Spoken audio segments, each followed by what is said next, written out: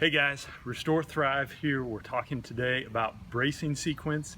This is kind of our foundational teaching point before we start talking about functional movement, how we use our bodies properly. So just real quick, the idea when we're talking about bracing is we want to understand that your spine is what we call the transmission. It's how we transmit force out through your shoulders, out through your hips as well. And so what we want to make sure of is that that transmission isn't getting overly flexed, overly extended, but that it's locked in good position. So when I reach, when I push, when I squat, when I hinge, that power's coming through my hips and my shoulders, not by compromising my spine position. So we're gonna go through a real quick sequence here, teaching you guys how to brace properly here, okay?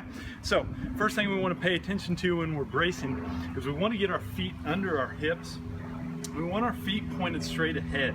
We wanna make sure that we're not out in this kind of duck-footed position here. What this tends to lead to is us kind of hanging on our ankle, hanging on the soft tissue down through our arch as well. It's not a stable position for the foot, and we see that as a mechanism for a lot of foot and ankle problems, and working its way up the chain, starting to cause some knee problems because I can't create a stable position when my foot's out this far. So feet point straight ahead. Second thing we're gonna do, if we look from the side, if you look in the mirror and your butt's out like this, or you're in this C position like this, we need to get you more upright. And the way we do that is by squeezing your glutes first, okay?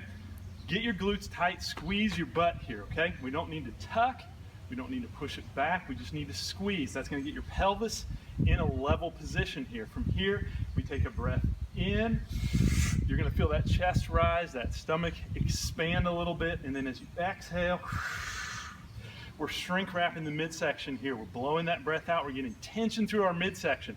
Now that's important because the glutes, although they set good position through our low back, our abs hold good position. I can't walk around with my butt fully turned on and my abs tight at the same time.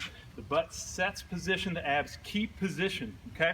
So that means once my abs are on, I can let my butt go. I can keep tension through my abs. It doesn't need to be super tight. It's not what we call kung fu tight. Nobody's gonna punch you, okay? So 2 out of 10 tension is what we're shooting for here. So when I walk, I still have a stable spine position here, okay?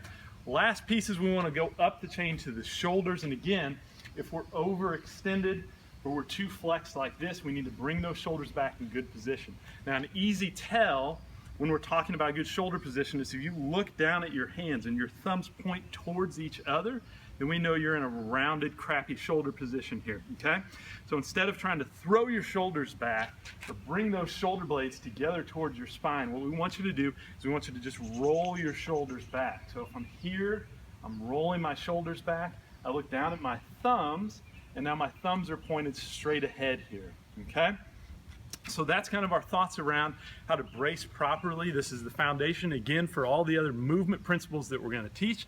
Hope you guys find this useful. Takes a little bit of practice. At first, you're probably going to commit about 20 to 30% of your working memory to cultivating this good position here. The more you practice it, the more second nature this becomes. And again, we feel like once you master this, you're going to start to figure out how to be a more efficient mover. We'll see you guys next time.